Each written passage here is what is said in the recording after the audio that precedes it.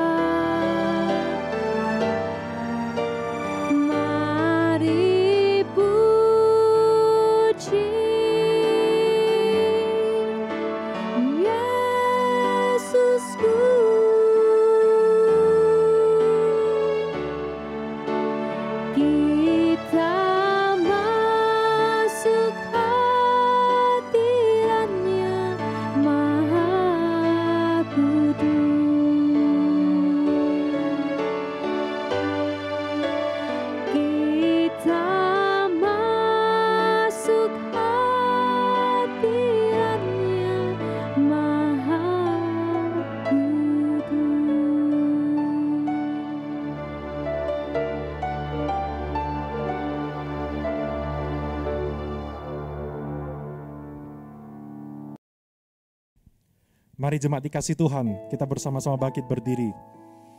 Bersyukur kita boleh datang kembali beribadah kepada Tuhan saat ini, saudara. Amin.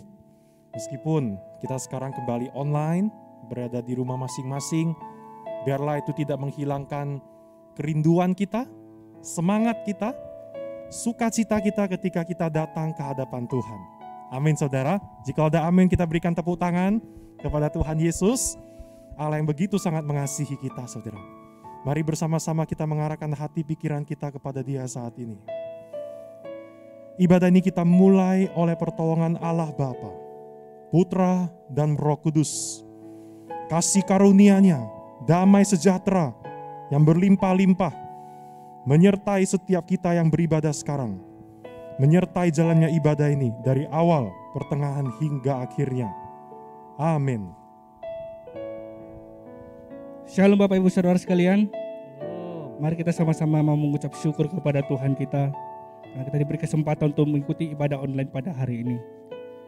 Kita perlu kasih karunia dari Tuhan. Kita perlu anugerah dari Tuhan. Mari kita siapkan hati kita. Kita mau memuji dan memuliakan nama Tuhan. Kemanakah kami mencari kasih sejati?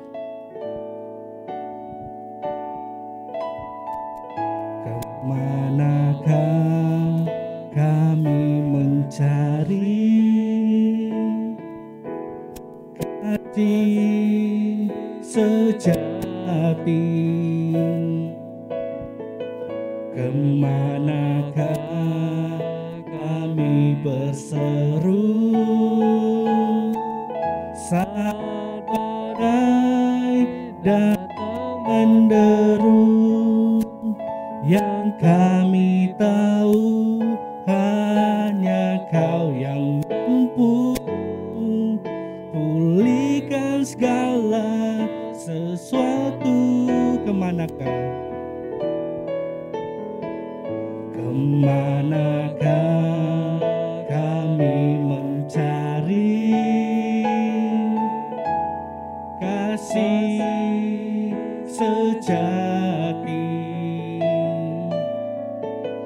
Kemanakah kami berseru saat badai datang menderu? Yang kami tahu hanya Kau yang mampu pulihkan segala sesuatu. Kami perlukan keajaiban-Mu. Kami butuhkan sentuhan tangan-Mu. Kami tak dapat jalan sendiri. Kami perlu Kau, Tuhan. Kemana kami mencari kasih sejati?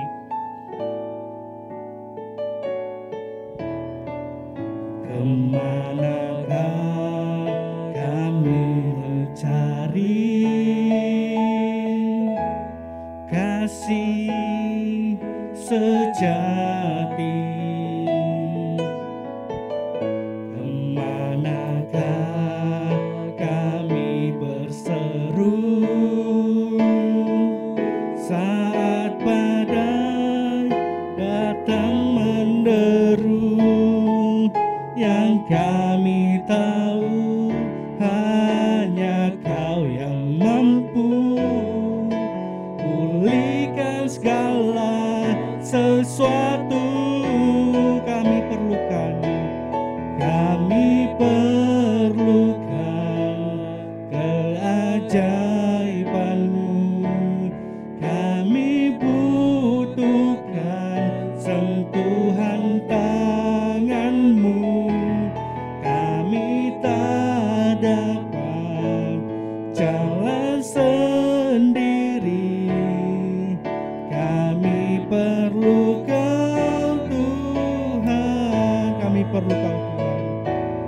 Kami perlukan keajaiban-Mu.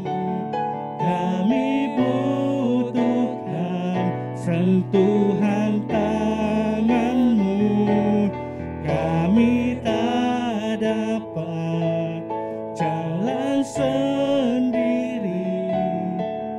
Kami perlu Kau, Tuhan. Sungguh besar,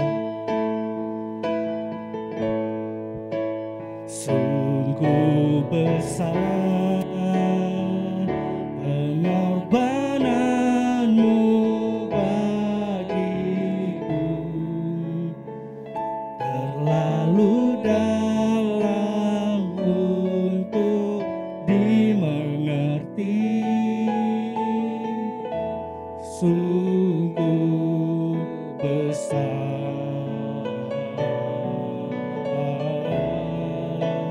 sungguh indah yang Kau pikirkan tentangku.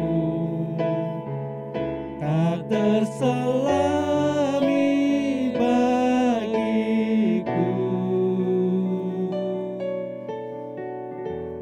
Sungguh indah. Kemanakah aku dapat pergi?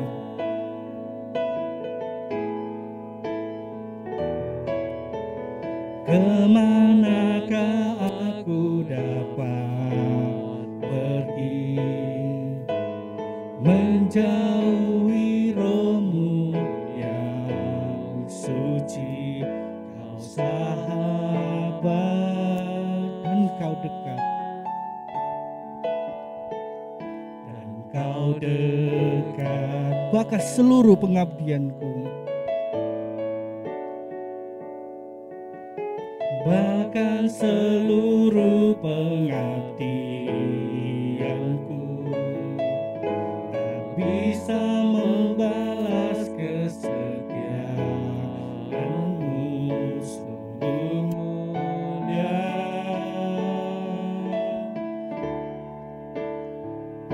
dan berharga, sungguh besar pengorbananmu bagiku, sungguh besar pengorbananmu bagiku, terlalu dalam untuk dimengerti, sungguh besar.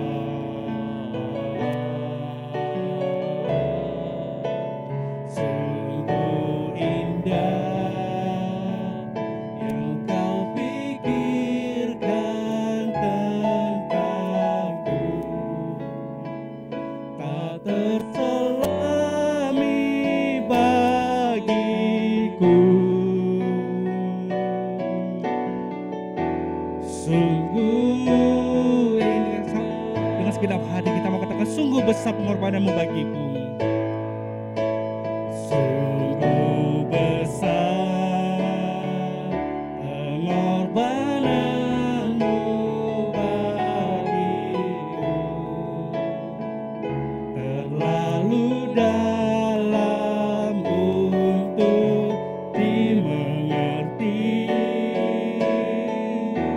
sungguh besar,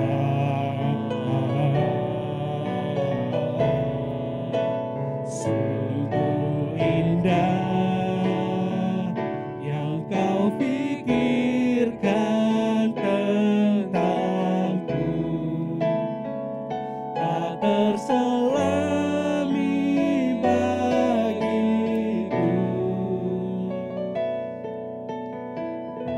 sungguh indah. Benar ya Tuhan, Engkau adalah Tuhan, Engkau adalah Allah yang sungguh indah bagi kami. Engkau adalah Raja di atas segala raja. Pada saat ini kami datang ke hadirat-Mu Tuhan, kami tidak akan berhenti untuk mengucap syukur kepadamu. Kami tidak akan berhenti untuk memuji dan memuliakan nama-Mu Tuhan.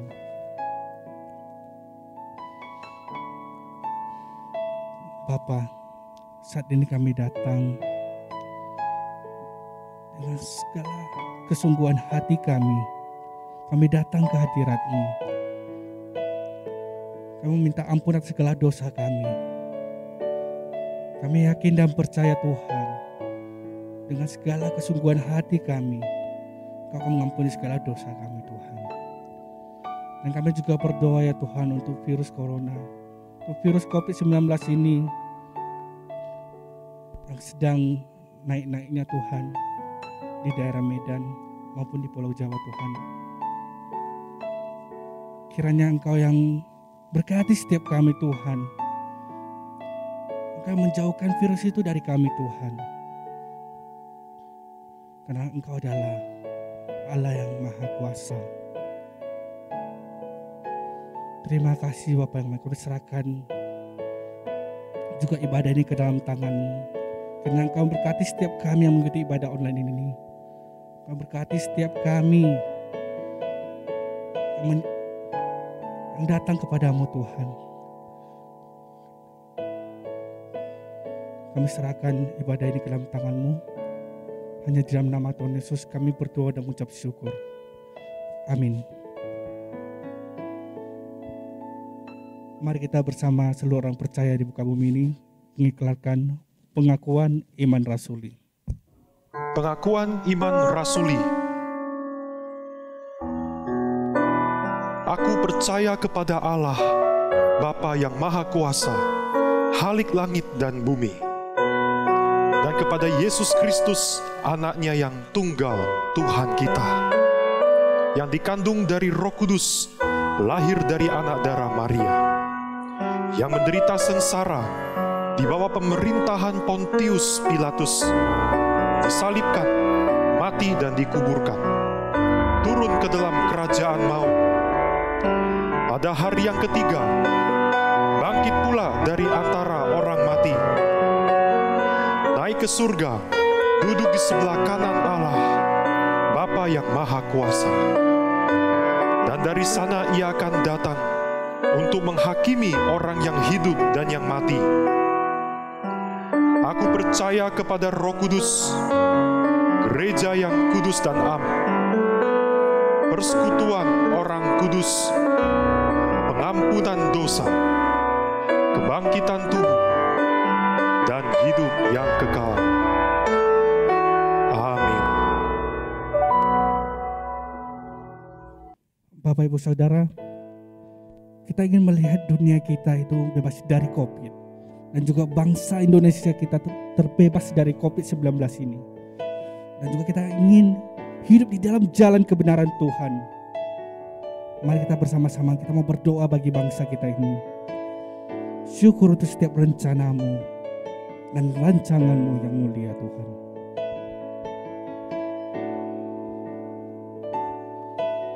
Syukur untuk setiap rencanamu dan rancanganmu yang mulia. Dalam satu tubuh kami bersatu, menjadi duta kerajaanmu. Ku ucapkan berkat, ku ucapkan berkat atas Indonesia. Biar kemuliaan Tuhan akan nyata bagi bangsa ini. Kami berdiri dan membawa doa kami kepadamu.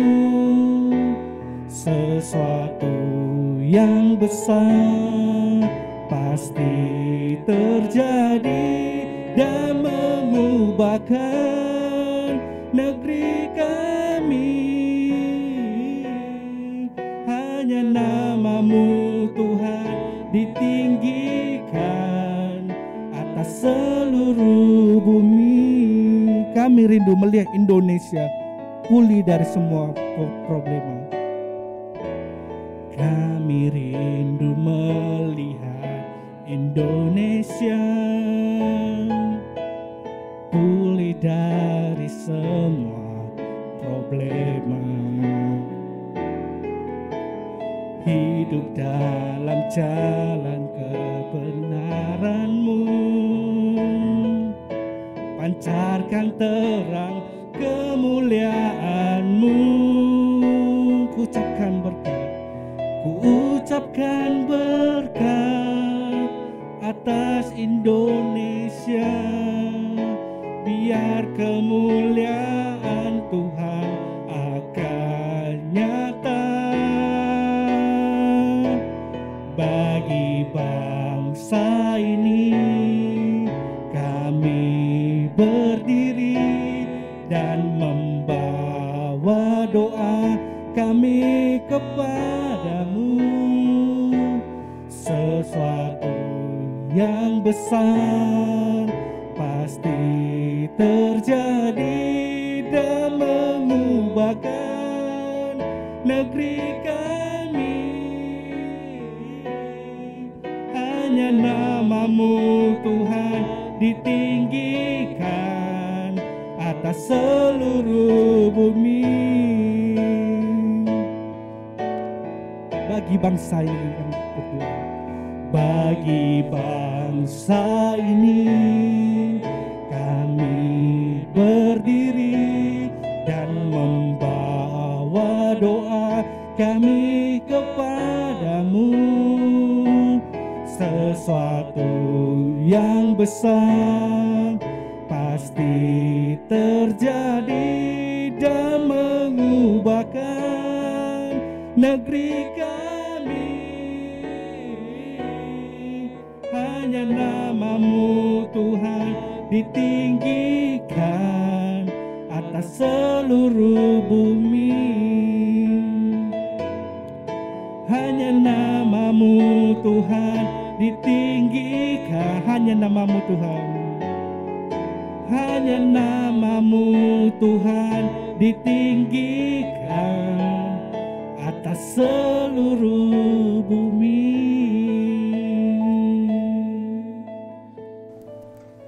Mari kita berdoa. Bapa di dalam surga, terima kasih untuk segala kebaikan dan kasih setia Tuhan. Kami sungguh berdoa ya Tuhan, supaya seperti lagu yang kami nyanyikan, Indonesia dipenuhi oleh kemuliaan Tuhan. Keluarga kami dipenuhi oleh kemuliaan Tuhan. Gereja kami dipenuhi oleh kemuliaan Tuhan. Karena itu ya Tuhan, persiapkan hati kami untuk mendengar dan terlebih melakukan apa yang menjadi kehendak Tuhan. Kiranya firman-Mu yang sebentar lagi kami renungkan sungguh menjadi kekuatan yang menopang kami, menegur kami, mendorong kami untuk hidup menjadi saksi bagi kemuliaan nama Tuhan. Di dalam nama Tuhan Yesus kami berdoa. Amin. Selamat pagi, saudara-saudara yang kasih Tuhan. Selamat pagi, Jemaat BCS Medan yang dikasihi Tuhan. Terima kasih untuk kesempatannya menyampaikan firman Tuhan. Saya mengucapkan terima kasih secara khusus untuk Juanta Robin, sahabat saya yang sekarang melayani di BCS Medan. Saudara, kita akan merenungkan satu bagian firman Tuhan yang ada di dalam Markus pasal 8. Markus pasal 8 ayat 31 sampai 38. Markus pasal 8 ayat 31 sampai 38. Saya akan bacakannya untuk kita semua dan saudara-saudara bisa juga menyimaknya. Pemberitahuan pertama tentang penderitaan Yesus dan syarat-syarat mengikut Dia. Kemudian mulailah Yesus mengajarkan kepada mereka bahwa Anak Manusia harus menanggung banyak penderitaan dan ditolak oleh tua-tua, imam-imam kepala dan ahli-ahli Taurat, lalu dibunuh dan bangkit sesudah 3 hari. Hal ini dikatakannya dengan terus terang. Tetapi Petrus menarik Yesus ke samping dan menegur dia. Maka berpalinglah Yesus dan sambil memandang murid-muridnya, ia memarahi Petrus. Katanya, "Nyahlah iblis, sebab engkau bukan memikirkan apa yang dipikirkan Allah, melainkan apa yang dipikirkan manusia."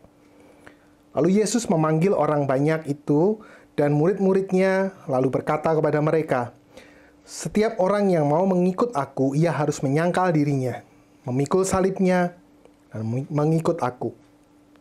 Karena siapa yang mau menyelamatkan nyawanya, ia akan kehilangan nyawanya. Tetapi barang siapa kehilangan nyawanya karena aku dan karena Injil, ia akan menyelamatkannya. Apa gunanya seorang memperoleh seluruh dunia, tapi ia kehilangan nyawanya? Karena apakah yang dapat diberikannya sebagai ganti nyawanya? Sebab barang siapa malu karena aku dan karena perkataanku di tengah angkatan yang tidak setia dan berdosa ini, Anak Manusia pun akan malu karena orang itu apabila ia datang kelak dalam kemuliaan Bapanya diiringi malaikat-malaikat kudus." Saudara, bagian firman Tuhan ini sungguh bagian yang mungkin lebih mudah untuk kita pahami, tetapi tentu sulit untuk kita lakukan. Dan kita akan merenungkannya bersama-sama di dalam bagian ini.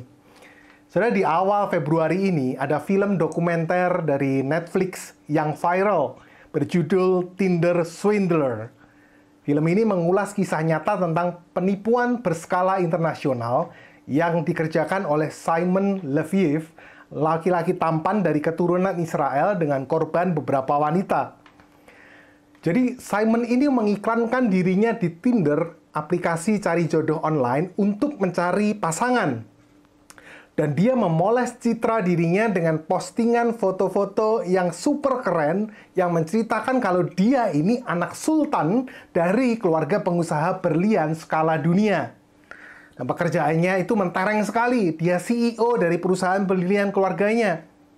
postingan fotonya memberikan narasi kehidupan yang lavish, kehidupan yang super mewah dan bergelimang kebahagiaan dengan banyak sahabat-sahabat yang keren-keren. Dan tentu saja ini membuat wanita-wanita yang melihat profilnya di Tinder kagum. Dan mereka langsung ho-oh saja ketika Simon mengajak untuk dating. Mereka nurut-nurut aja. Dan salah satu wanita yang diajaknya ketemuan ini terpesona sekali ketika Simon mengajak datingnya di hotel yang mewah yang ada di kota London. Kemudian Simon dengan sopan mengantar perempuan ini pulang dengan Rolls Royce. Kemudian Simon ngajak liburan dengan jet pribadinya.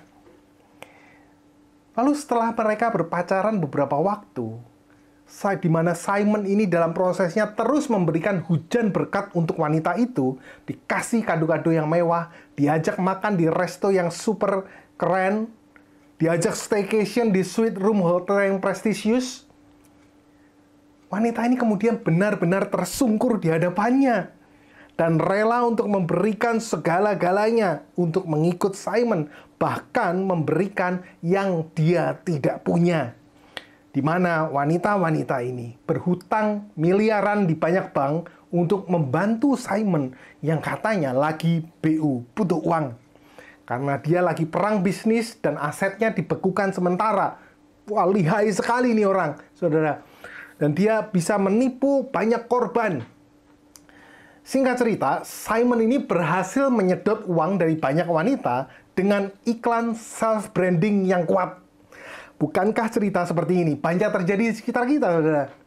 Bukan cuma penipuan berkedok asmara, tetapi juga penipuan berkedok investasi. Yang modusnya itu mirip-mirip lah ya. Menarasikan self-branding yang kuat, kisah sukses seseorang, dan kemudian menjanjikan keuntungan yang fantastis. Cuan yang besar sekali kalau mau mengikuti langkah-langkah orang tersebut. Yang jelas, promosi iklan penipuan itu selalu menjanjikan cuan yang fantastis dengan pengorbanan biaya dan risiko seminimal mungkin. Namun tidak demikian dengan Yesus yang ketika mengundang orang-orang untuk mengikutnya, ia berterus terang akan risiko besar yang dihadapi orang-orang yang mau mengikutnya. Dia tidak menyembunyikan besaran biaya yang mesti ditanggung orang-orang yang mau sign up untuk mengikut di jalan Tuhan. Tapi sebaliknya iblis di sepanjang segala zaman selalu berupaya untuk menipu kita bahwa mengikut Yesus nggak perlu bayar biaya besar. Saudara, iblis itu nggak takut sama orang Kristen, saudara. Dia takut sama orang Kristen yang hidup benar. Hidup mereka kalau sungguh-sungguh radikal, bayar harga, ikut Tuhan dengan sungguh, iblis takut, saudara. Karena itu, iblis sejak dulu adalah follower swindler, penipu para pengikut Kristus yang mempengaruhi supaya orang-orang yang percaya mereka memiliki satu pemahaman bahwa ikut Tuhan itu gampang. Ikut Tuhan itu nggak susah kok.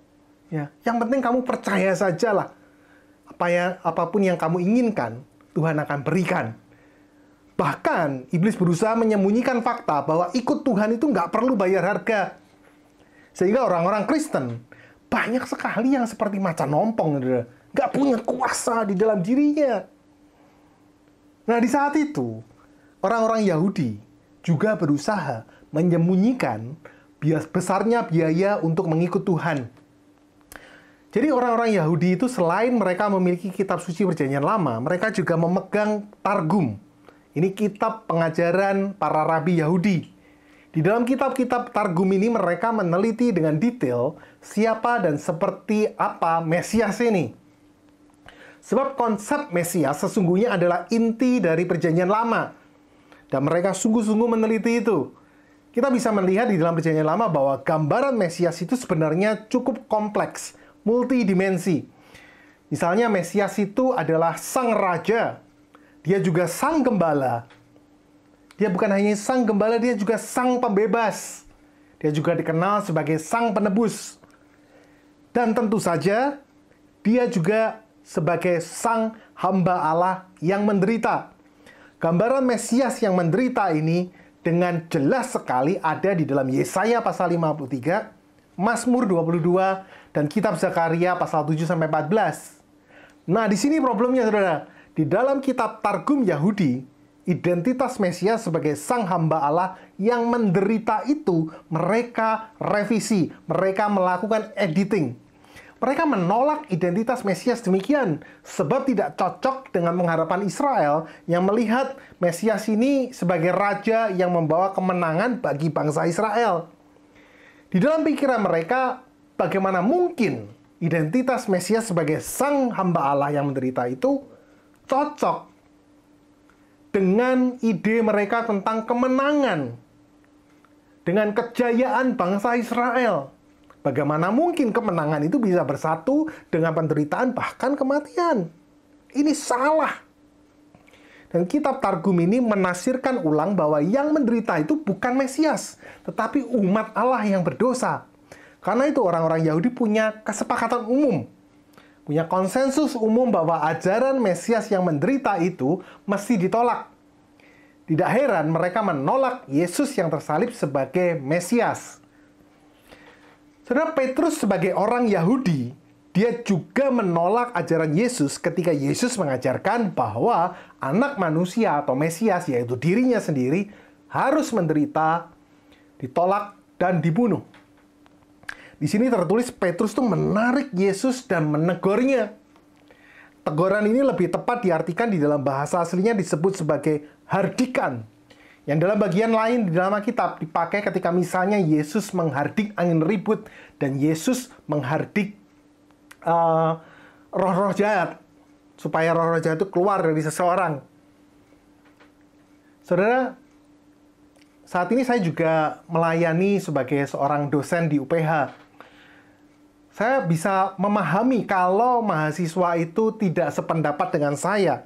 Bahkan saya mendorong mereka untuk memberikan pendapat mereka secara independen. Asalkan mereka memberikan argumen, memberikan alasan yang baik, dan disampaikan juga dengan baik. Saya mungkin akan sangat kecewa dan marah sekali kalau ada mahasiswa yang bukan saja tidak setuju, tapi menghardik saya. Dan saudara, Petrus pada saat itu, dia menghardik Tuhan Yesus. Benar-benar satu tindakan yang kurang ajar sekali.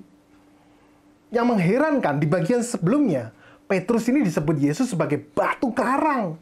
Loh, Petrus ini dipuji oleh Yesus karena dia tuh punya insight, dia punya hikmat yang mengenali bahwa Yesus adalah Mesias. Tetapi di sini, dia disebut Yesus sebagai iblis. Saudara, dari sini kita bisa melihat bahwa sangat mungkin seseorang dipakai Tuhan luar biasa, tetapi di kemudian hari, dia bisa melawan Tuhan luar biasa. Dan di sini kita melihat bahwa kemudian Tuhan Yesus itu menarik, menyelamatkan Petrus yang tersesat. Dan ia bahkan memarahi Petrus dengan terang-terangan di hadapan murid-muridnya. Ia memandang murid-muridnya lalu berkata kepada mereka semua, "Enyahlah iblis, sebab engkau bukan memikirkan apa yang dipikirkan Allah, melainkan apa yang dipikirkan manusia."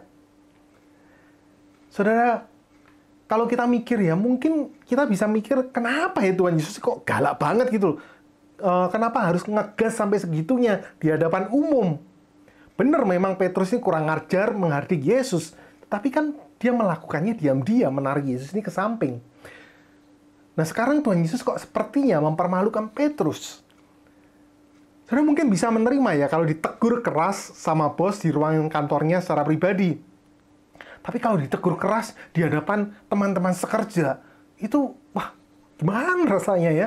Apalagi kalau Anda posisinya sebagai orang-orang yang dipercaya sebagai pemimpin di dalam satu tim teman-teman sekerja Anda. Tapi gini saudara, isunya di sini itu bukan soal harga diri. Ini isunya adalah soal keselamatan orang percaya. Petrus ini dikenal sebagai spokesperson-nya atau juru bicaranya murid-murid yang lain. Dia itu kayak suheng gitu ya, saudara tua yang dihormati dan dipercaya oleh murid-murid Yesus yang lain. Jadi seringkali pendapat yang disuarakan Petrus adalah pendapat mereka juga. Dan ingat, para murid ini background-nya orang-orang Yahudi. Yang seperti tadi kita tahu, secara umum mereka menolak kalau Mesias itu harus menderita, ditolak dan mati dibunuh. Jadi bisa dikatakan para murid ini semuanya tuh sepakat dengan Petrus yang menolak pengajaran Yesus yang memberitahukan dirinya sebagai Mesias akan mengalami penderitaan. Jadi, para murid nggak menolak Yesus, tetapi mereka menolak Yesus yang menderita. Yang mereka mau, Yesus yang memberikan kemenangan, kehormatan, dan kesejahteraan. Dan ini bahaya, saudara.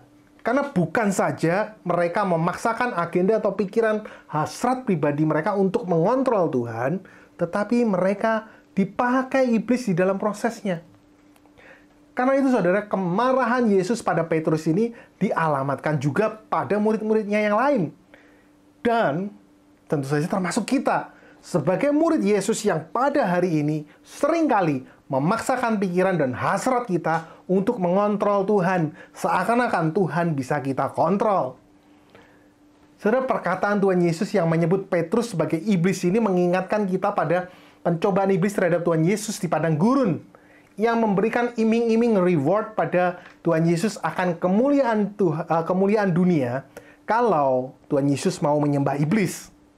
Jadi di sini kita bisa melihat iblis sekali lagi mencoba Yesus, tetapi di dalam prosesnya dia memakai manusia, bahkan murid yang dekat sekali dengan Tuhan Yesus.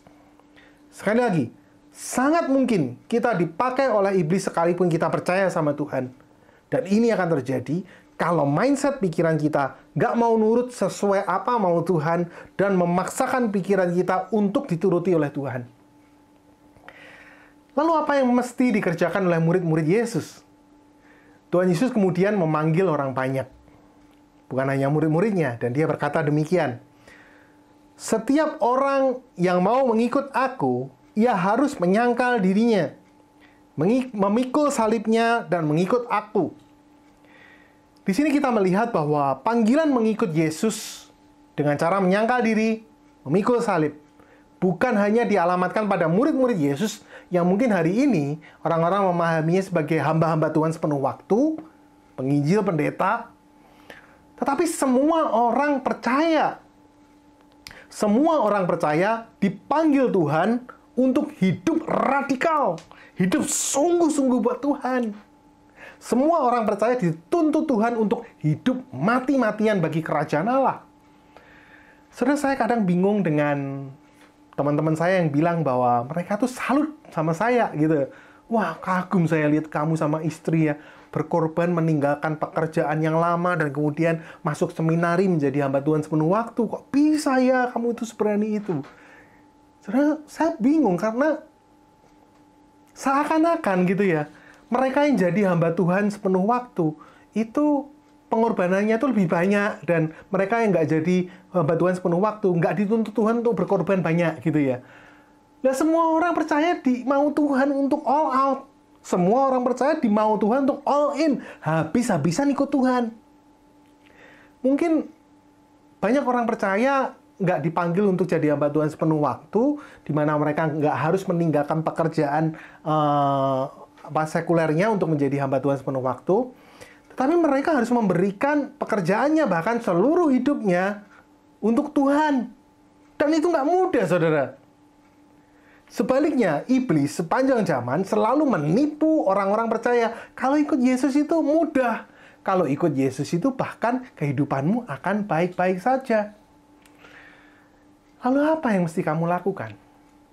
Cukup percaya sajalah sama Tuhan, ya. Nggak usah terlalu fanatik gitulah ya. Ibadah ya secukupnya, berdoa sebisanya, baca firman semaunya. Tapi kalau berpuluhan, sebanyak-banyaknya gitu ya. Tuhan kan penuh kasih gitu ya. Kamu kan harus memberikan yang terbaik buat Tuhan. Tapi yang diurusin cuma masalah duit. Kita mendengar ini banyak terjadi di dalam gereja-gereja tertentu, bukan? Saudara, sampai-sampai di dalam benak orang Kristen hari ini, gambaran di benak kita itu Tuhan Yesus itu pribadi yang murah senyum gitu ya. Pribadi yang seperti papa yang suapuar gitu loh ya. Dia apa-apain oke-oke aja gitu. Saudara, saya pikir kalau ada papa yang kayak gini, yang selalu tersenyum, nggak pernah marah kalau anaknya nakal, anaknya dugem terus, anaknya malas gitu ya. Itu bukan papa bener ya. Itu namanya papa yang nggak peduli sama anaknya.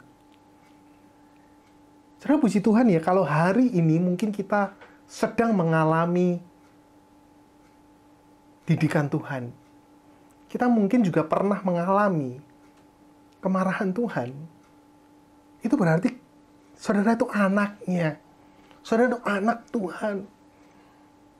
Dan karena kita anaknya yang dicintainya, Tuhan itu memanggil kita untuk menyangkali diri. Menanggalkan segala mindset, segala perilaku kedagingan kita, supaya kita tuh dibebaskan dari segala yang jahat yang bisa menjerat kehidupan kita. Saudara, tiap orang itu punya mindset dan perilaku kedagingan yang kecenderungannya itu berbeda-beda. Ya. Ada orang yang lebih mudah tamak, ya, lebih mudah cinta uang, atau mungkin khawatir terus akan hari depan. Tapi mungkin juga ada yang orangnya itu lebih kaku ya, atau kukwai gitu ya. Kalau orang Chinese di Jawa itu ngomong orangnya kukwai gitu. Orangnya negatif, thinking terus sama orang lain dan gampang tersinggung, kaku, keras, susah mengampuni. Mungkin juga ada orang-orang yang people pleaser. Orang yang senyum terus gitu ya, nggih gitu ya. Karena dia tuh pengen diterima oleh siapapun, dengan cara bagaimanapun. Sepintas kelihatannya baik, tetapi sebenarnya dia itu pengen dibaikin. Jadi motivasinya egois juga, bukan? Dan kita melihat juga banyak hari ini anak-anak muda yang gampang sekali jadi bucin, saudara. Mengemis cinta, jadi budak cinta. Demi rasa aman yang ada di dalam hati mereka. Oh, dia mengerti aku, gitu. Jadi kalau misalnya wisuda atau apa, special thanks to my dear, gitu ya. Disebutkan nama pacarnya di tag, lu papa mamanya dilupain. Mungkin juga ada orang-orang yang hobinya itu gibah gitu ya. Hobinya nyinyir, berpikir bahwa dirinya itu yang paling suci. Semua orang di dunia itu buruk kecuali dirinya. Ada juga orang-orang yang punya kecenderungan mager, ya, malas gerak. Ya, hari ini sepertinya banyak sekali anak-anak muda yang kena virus ini ya, virus mager, malas gerak. Pikirannya itu boleh gitu loh ya, slow, santai aja lah. Semua sudah disediakan Tuhan, semua akan indah pada waktunya. Loh, ngawur itu namanya. Itu namanya bukan menyangkal diri, saudara. Itu namanya bunuh diri. Ya, Tuhan memanggil kita untuk menjadi anak-anaknya yang mau menyangkali segala mindset dan kedagingan yang buruk itu, saudara. Tuhan mau kita untuk sungguh-sungguh menanggalkan segala hal yang buruk, segala hal yang kedagingan ini yang tidak menjadi saksi bagi kerajaan Tuhan. Kata menyangkal diri di sini di dalam bahasa aslinya itu berarti say no, membantah atau menyatakan tidak. Ya, di dalam konteksnya berarti tegas membantah, mengikuti kehendak kedagingan yang ada di dalam diri. Beberapa hari yang lalu ada seorang pemuda yang sharing dengan saya soal pergumulan yang dialaminya. Jadi anak ini nggak bisa tidur berhari-hari. Dia tidak bisa tidur sekian lama setelah dia putus dengan pacarnya. Jadi sekalipun dia rebah berjam-jam, pikirannya tuh terus jalan dan dia sama sekali nggak bisa tidur. Sampai di dalam 1 minggu, dia mungkin tidurnya total di dalam 1 minggu itu 3 atau sampai 5 jam. Sampai rasanya badan sama pikirannya tuh nggak bisa nyatu gitu, saudara. Dan kemudian anak ini mulai minum obat-obatan supaya dia bisa tidur. Di dalam pergumulannya yang berat sekali, dia minta ketemu sama saya dan dia meminta saya untuk, ini yang unik, saudara. Dia meminta saya untuk sungguh-sungguh mendoakan supaya dia dapat jodoh secepatnya. Lalu pemuda ini kemudian bercerita kalau teman-temannya tuh semuanya udah pada married. Semua teman-temannya bukan hanya udah married, tapi juga udah punya anak gitu ya. Dan dia takut nggak laku, saudara. Dan saya bingung. So, pemuda ini lumayan tampan, dia juga punya duit. Bahkan secara finansial dia tuh lebih baik daripada orang-orang seusianya. Tapi yang bikin saya bingung adalah Memangnya dipikir kalau sudah married, hidupnya itu akan bahagia? Ya belum tentu juga kan. Coba tanya kepada yang sudah married gitu ya. Ya jangan tanya yang meritnya masih baru-baru ya, masih mungkin di bawah 5 tahun. Coba tanya yang udah lama merit, emangnya bahagia bener gitu. Ya bahagianya ada, tetapi juga ada susahnya gitu loh. Dan saya bertanya kepada pemuda ini, kamu udah nanya belum sama teman-teman yang udah lama merit? Bahagia nggak? Dan kemudian pemuda ini tertawa dan dia bilang, belum kok. Ya kayaknya belum tentu juga ya. Iya, saudara. Dan saya bilang, saya akan doakan kamu untuk dapat jodoh. Pasti saya doakan ya. Tetapi yang paling penting, kamu mesti mempersiapkan dirimu sebelum Tuhan memberkatimu dengan jodoh. Jangan cuman karena FOMO, takut ketinggalan kereta, kamu pengen punya pasangan dengan cepat. Nantinya yang bisa menderita bukan hanya kamu, tapi pasangan kamu. Bahkan juga anak kamu. Kalau kamu hidupmu nggak settle benar-benar di dalam pikiran dan emosimu, kamu itu siap untuk menikah. Jadi tata hatimu, perbaiki mindsetmu. Ini yang saya katakan kepada anak muda itu. Perluas pergaulanmu dengan orang-orang yang tepat. Sehingga kamu bisa melihat dunia ini lebih jelas. Dan anak ini kemudian menyimpulkan dengan baik sekali, dia berkata demikian. Iya, aku itu selalu pesimis ya memandang hidupku. Dan aku itu kurang bersyukur sama apa yang Tuhan sudah beri. Saya percaya banyak dari kita juga terkadang-kadang ya, atau bahkan mungkin seringkali menjadi orang-orang yang demikian. Kita pengennya cepet gitu ya. Dan kita kurang untuk melihat ke dalam diri apa yang sudah diberikan Tuhan dan mensyukurinya. Saudara, iblis itu adalah penipu orang percaya. Follower swindler yang cara kerjanya memberikan ilusi, imajinasi, bahwa kebahagiaan itu mendapatkan apa saja yang kita inginkan. Bukan mendapatkan apa yang Tuhan sediakan dengan cara Tuhan dan di dalam waktu Tuhan. Kemudian ini saudara yang selain perlu kita pahami, selain panggilan menyangkali diri, Tuhan memberikan panggilan untuk memikul salib. Nah, memikul salib dengan menyangkal diri ini ada kemiripan, tetapi juga ada perbedaannya. Seorang istri yang punya suami yang kukwai, yang kaku, yang menyebalkan dan tidak bertanggung jawab, ya, itu bukan dipanggil untuk memikul salib, tetapi istri itu dipanggil untuk menyangkali diri. Jadi nggak tepat kalau dia berkata, saya memikul salib dengan punya suami yang menyebalkan seperti itu. Gitu.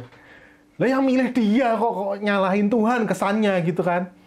Nah, saudara, memikul salib itu artinya kita taat melakukan kehendak Allah di dalam kehidupan kita. Sampai kita mati nanti. Kita taat di dalam mengerjakan misi kerajaan Allah yang Allah sudah tetapkan bagi kita masing-masing. Seperti Tuhan Yesus yang memiliki misi yang khusus. Dia mesti memanggul salib, memikul salib dan dia mati disalibkan.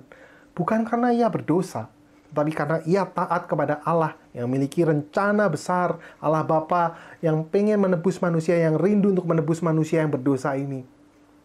Dengan memberikan anaknya yang tunggal.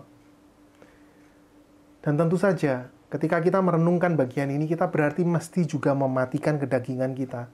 Memikul salib mustahil dilakukan kalau kita tidak mematikan kedagingan kita. Dan lebih daripada itu, saudara, memikul salib ini berarti melakukan tindakan yang aktif untuk melakukan apa yang menjadi maunya Tuhan. Kita menyerahkan hidup kita untuk dipimpin dan dipakai Tuhan. Jadi, saudara, orang yang memikul salib, yang pertama dia mesti menyangkali diri.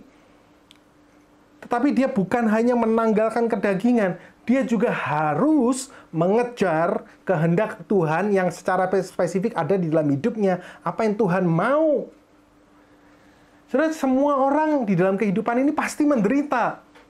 Orang Kristen juga tidak dilalukan dari penderitaan. Penderitaan adalah bagian dari dunia yang sudah jatuh di dalam dosa.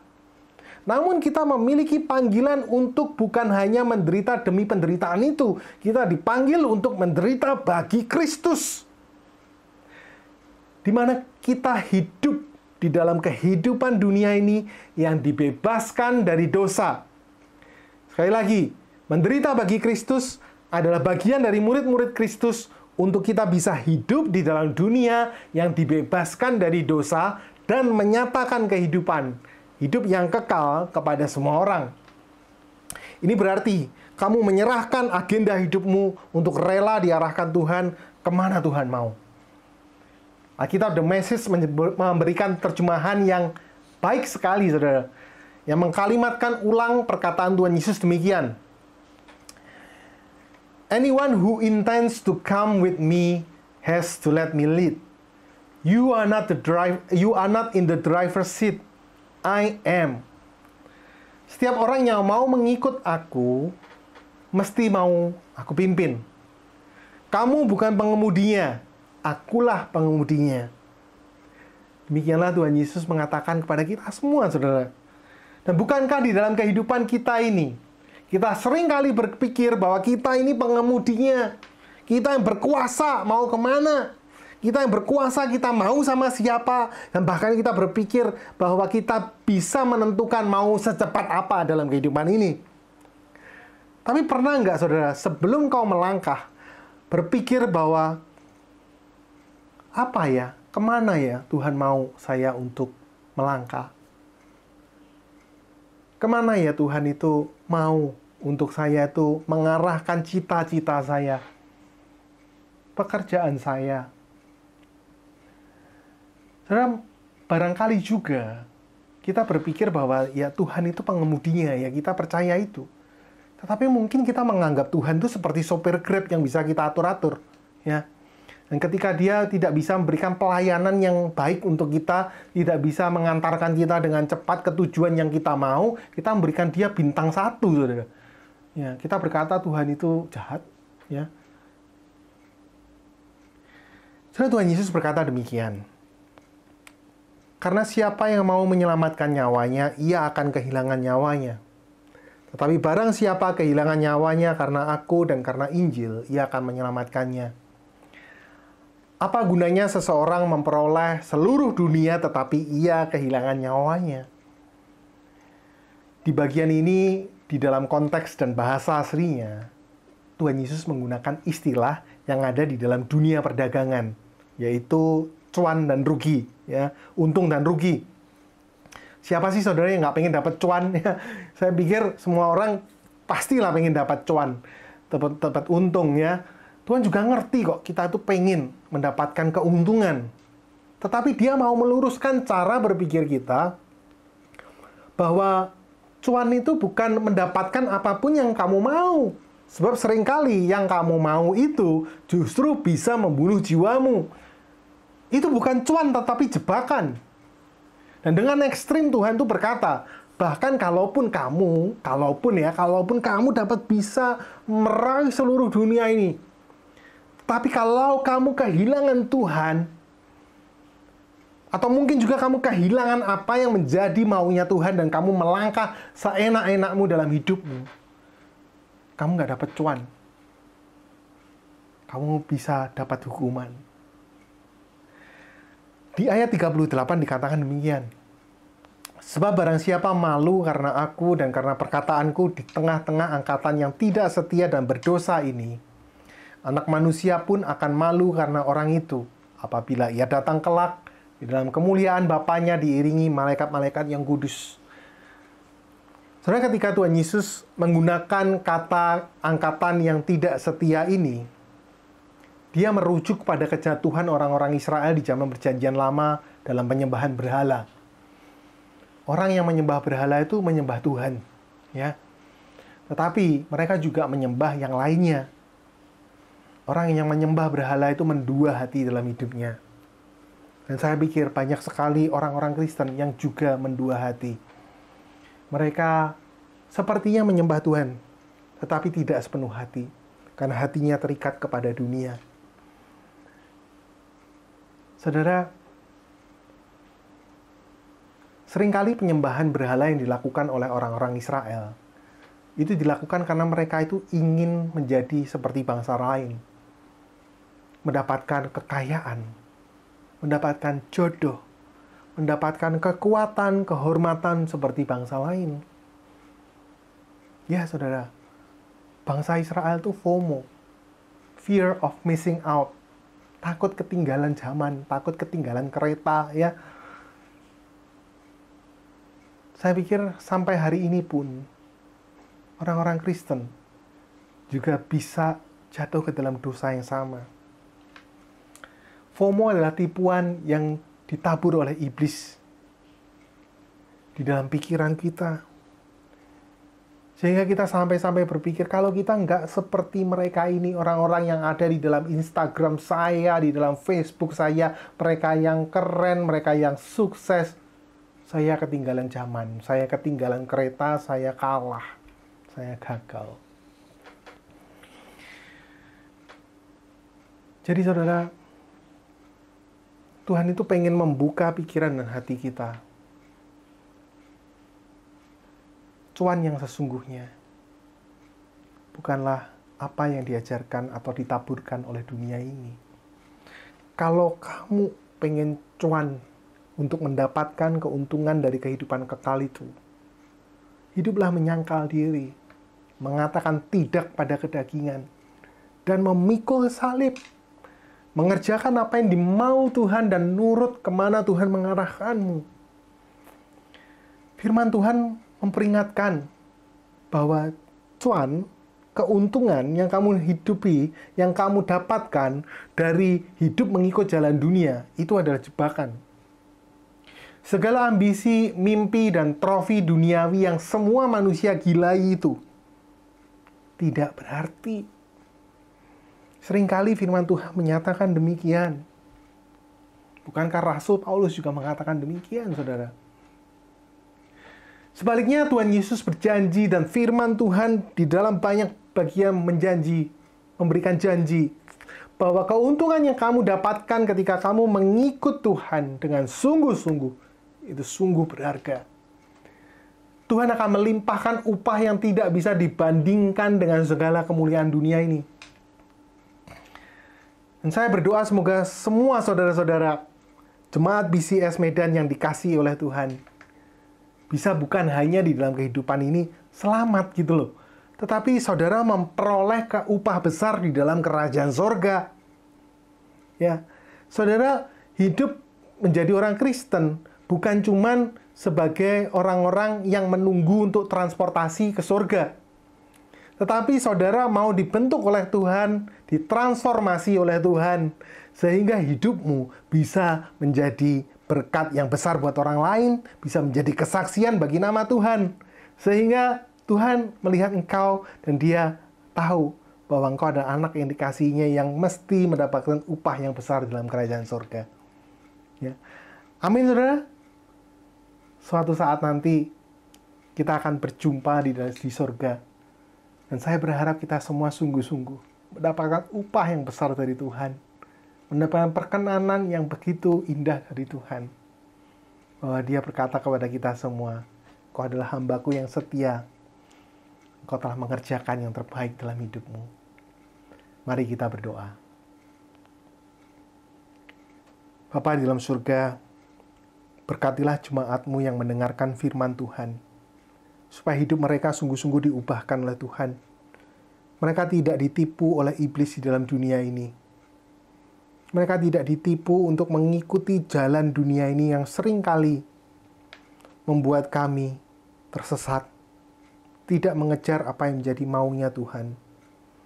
Arahkanlah setiap daripada jemaat-Mu ya Tuhan, untuk mereka sungguh-sungguh hidupnya dipakai Tuhan, dikenal Tuhan, dan mengenal Tuhan. Di dalam nama Tuhan Yesus kami berdoa. Amin.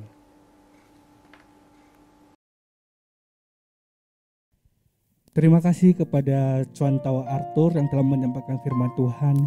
Kiranya setiap kita yang telah mendengar firman Tuhan bisa kita praktekkan di dalam kehidupan kita sehari-hari. Mari kita sama-sama mau belajar untuk selalu setia mengikut Tuhan dari waktu kita hidup sampai kita Tuhan datang kedua kalinya. Bapak Ibu Saudara, mari kita sekarang mau persembahkan hidup kita. Kita mau serahkan hidup kita kepada Tuhan. Segala cita-cita kita, masa depan kita mau serahkan kepada Tuhan. Karena kita tahu bahwa Tuhan adalah pencipta segalanya.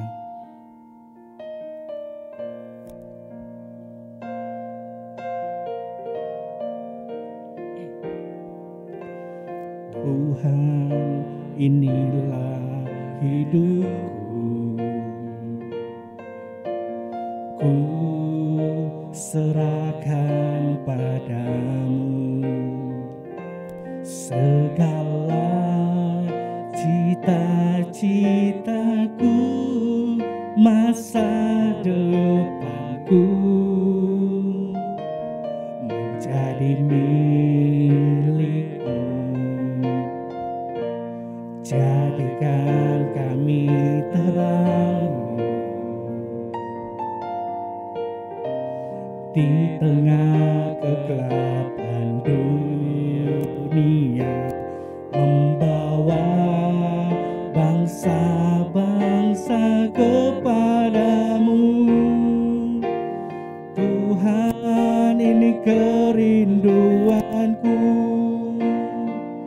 bagimu Tuhan, seluruh hidupku.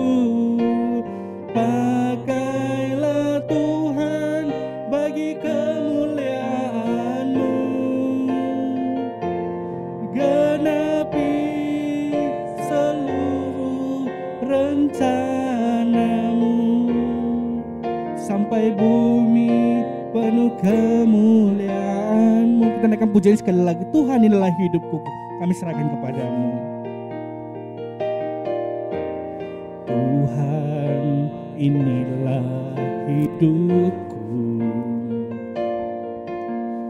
ku serahkan padamu segala cita-citaku, masa depanku menjadi milik-Mu. Jadikan kami terang di tengah kegelapan dunia, di tengah kegelapan dunia, membawa bangsa-bangsa kepadamu. Tuhan, ini kerinduanku bagimu Tuhan, seluruh hidupku. Pakailah Tuhan bagi kemuliaan-Mu, genapi seluruh rencana-Mu, sampai bumi penuh kemuliaan-Mu. Bagi Tuhan seluruh hidupku, bagimu Tuhan seluruh hidupku. Pakailah Tuhan bagi kemuliaan-Mu, genapi seluruh rencana-Mu, sampai bumi penuh kemu. Sekali lagi saudara, bagimu Tuhan, bagimu Tuhan seluruh hidupku. Pakailah Tuhan bagi kemuliaan-Mu, genapi seluruh rencana-Mu, sampai bumi penuh kemuliaan, sampai bumi penuh kemuliaan-Mu, sampai bumi penuh kemu. Sekali lagi saudara, ini menjadi doa setiap kita. Sampai bumi penuh kemuliaan-Mu. Seumur hidup kami Tuhan, kami mau mengikut Engkau. Kami dipanggil Tuhan untuk kami semakin hari kami bisa semakin menyangkal diri kami, memikul salib kami, dan mengikut Engkau. Kebenaran firman Tuhan yang sudah kami dengar itu, biarlah bisa kami praktekkan dalam kehidupan kami sehari-hari. Biarlah Tuhan boleh semakin besar, dan kami semakin kecil ya Tuhan. Tuhan semakin nampak lagi, semakin bersinar, tampak di dalam kehidupan kami ya Tuhan. Dan dengan demikian kami bisa menjadi berkat untuk orang lebih banyak lagi Tuhan. Ketika Tuhan makin besar, disitulah letak kebahagiaan yang sesungguhnya di dalam kehidupan setiap kami. Bapa, saat ini hamba-Mu, kami terus menyerahkan untuk kehidupan setiap jemaat-Mu tempat ini. Tuhan tolonglah apapun yang menjadi pergumulan kami pada saat ini. Ada yang sedang dalam sakit penyakit, mungkin ada yang sedang bergumul secara ekonomi Tuhan. Ada yang bergumul dalam hal relasi, di dalam keluarga mungkin ya Tuhan. Ataupun dengan orang-orang yang lain, dengan teman sahabat. Ataupun ada pergumulan-pergumulan lain yang kami gak bisa ceritakan pada orang-orang di sekitar kami. Tuhan, kiranya Engkau boleh memperhatikan, Engkau boleh memulihkan. Kami percaya bahwa pemulihan Tuhan dalam kehidupan kami itu pasti indah pada waktunya. Pasti tepat sesuai rencana Tuhan yang terbaik. Kami mohon kekuatan. Kami mohon Tuhan yang memberikan kami semangat, memberikan kekuatan kepada setiap kami untuk bisa menjalani kehidupan ini ya Tuhan. Ada Tuhan di samping kami tidak takut. Badai bisa menderu, topan bisa mendatang menghampiri, tapi kami berada di dalam batu karang yang kokoh. Kami berada dalam satu kapal yang kokoh sekali. Tuhan sendiri yang menjaga kami. Tuhan sendiri yang menggendong kami. Ini yang menjadi doa iman setiap kami Tuhan. Dan kami terus ya Tuhan menyerahkan agar bangsa kami ini COVID-19 bisa semakin melandai, bisa menurun ya Tuhan. Dan banyak sekali orang yang kena COVID di bangsa kami, Tuhan pulihkan, sembuhkan ya Tuhan. Mohon belas kasihan-Mu. Biarlah di masa-masa anak-anak Tuhan yang mungkin sedang terkena COVID, ini boleh menjadi masa-masa kami bisa mendekatkan diri kami lagi kepada Tuhan. Biarlah itu tidak meruntuhkan iman kami, melainkan malahan itu membuat kami mau semakin mencari Tuhan, semakin mendekat kepada Tuhan. Kami terus menyerahkan juga untuk pemerintah kami, Tuhan berikan hikmat dalam mengelola bangsa ini, dalam memajukan ekonomi negara kami. Terima kasih ya Bapa, dan inilah seluruh doa kami, dan ini juga persembahan yang kami Tuhan, kiranya Tuhan boleh pakai untuk kebangunan kerajaan-Mu di muka bumi ini. Di dalam nama Tuhan Yesus Kristus, bersama-sama kita katakan, amin. Saudara-saudara, dengan tetap bangkit berdiri, mari kita pujikan doksologi, segala kemuliaan hanya bagi nama Tuhan. Puji Allah Bapa Putra, puji Allah Roh Kudus, ketiganya yang esa. Pohon selamat sumber berkah.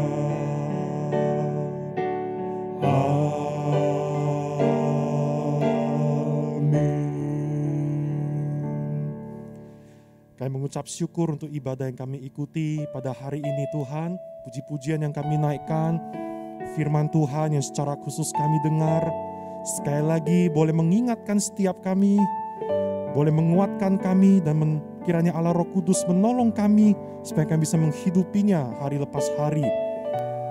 Dan mari jemaat dikasih Tuhan, sebelum kita selesai dalam ibadah ini, kita arahkan hati pikiran kita kepadanya, dan terimalah berkat dari Tuhan.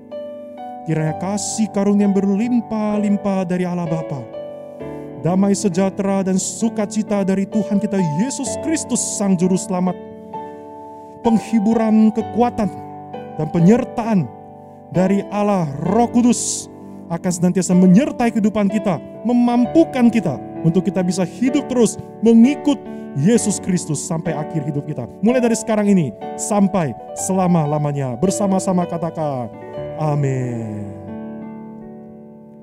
Amin.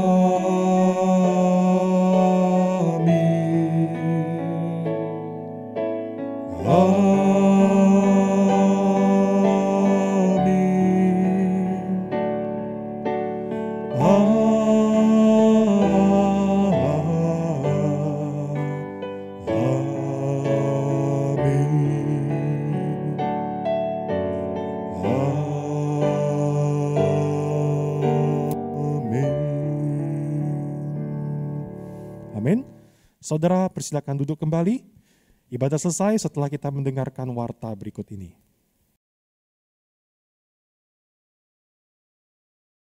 Shalom jemaat dikasih Tuhan, selamat hari Minggu. Hari ini ada beberapa pengumuman yang perlu kita perhatikan dengan seksama. Namun sebelumnya saya mewakili pengurus dan jemaat BCS Medan mengucapkan terima kasih kepada Cuantau Arthur untuk pelayanan firman Tuhan hari ini. Tuhan yang kiranya terus memberkati kehidupan dan keluarga Cuantau Arthur. Saudara, pada malam hari ini kita ada webinar kesehatan kembali. Topiknya malam hari ini adalah hidup sehat, mencegah kanker, saudara.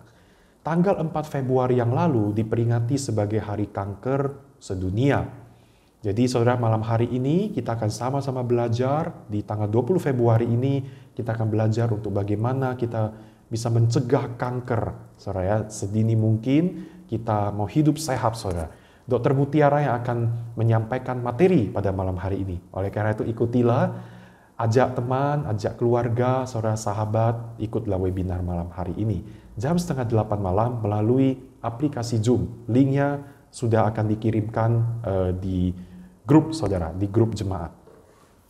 Kemudian yang terakhir, ibadah kita minggu depan masih diadakan secara online saudara. Karena situasi yang masih belum membaik, situasi COVID masih tinggi di bangsa kita. Kita terus berdoa agar laju penyebaran COVID di Indonesia, juga di kota Medan ini bisa semakin menurun, bisa terus melandai sehingga saudara kita bisa kembali ibadah onsite saudara. Tapi saudara, dalam beberapa minggu ke depan ini kita masih online. Saya harap kita itu tidak mengurangi kerinduan, tidak mengurangi semangat kita ketika kita datang beribadah. Amin saudara. Ya saudara ya, ibadah kita minggu depan, tema ibadah kita adalah menjadi cerdik.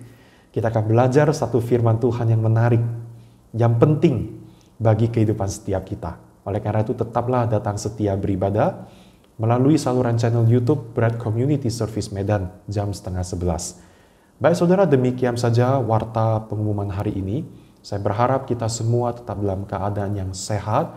Dan bagi saudara yang saat ini sedang dalam keadaan sakit atau lemah tubuh, saya berdoa agar Tuhan kiranya menyembuhkan, memulihkan saudara kembali. Baik saudara, selamat hari Minggu. Tuhan Yesus memberkati setiap kita.